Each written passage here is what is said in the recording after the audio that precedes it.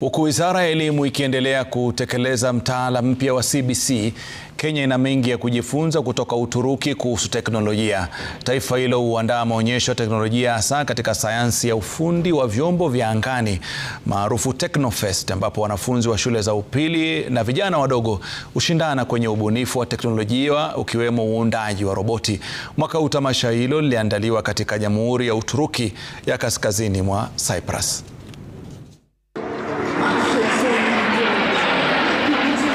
Jukwaa la maonyesho ya teknolojia ambalo huandaliwa na wakfu wa teknolojia wa taifa la Uturuki maarufu T3.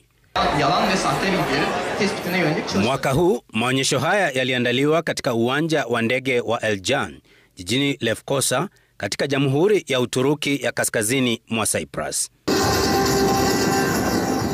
Hapa wanafunzi wa shule za upili na vijana wadogo kutoka maeneo mbalimbali wanashindana kuonesha ujuzi wao wa teknolojia ukiwemo uundaji wa roboti.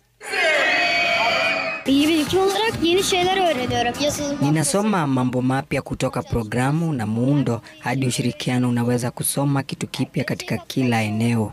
Ninaamini pia inasaidia kujenga tabia na mifumo ambayo itachangia katika siku za usoni. Lengo letu kuu ni kupata vyanzo vipya katika taifa letu. Tunaamini kwamba kuna mbinu mpya.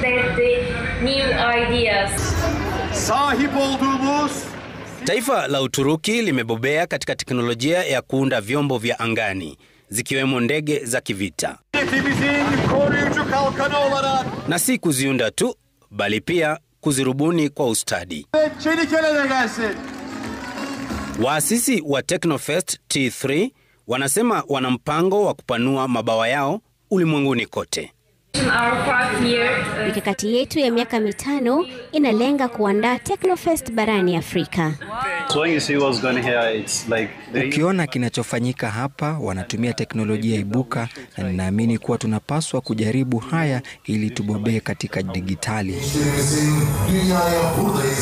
Na iwapo watafika Afrika na pengine wachague Kenya, basi wanafunzi wa mtaala wa CBC watapata fursa ya ushindani, kujifunza na kutiana shime kuhusu matumizi ya teknolojia ya kiwango cha juu. Mwaka huu, watu zaidi ya 47,000 kutoka mataifa 22 walituma maombi ya kushiriki kupitia kampuni za teknolojia, huku washiriki zaidi ya milioni 1.6 wakisajiliwa. Ufanisi huu umechochewa na imani kwamba mustakabali wa ulimwengu unategemea teknolojia. Na ndiyo maana baadhi ya mataifa yaliyoendelea yamewekeza katika makavazi ya matukio ya siku zijazo badala ya mambo ya kale. Simon Kigamba kutoka uwanja wa ndege wa Eljan katika Jamhuri ya Uturuki ya kaskazini mwa Cyprus.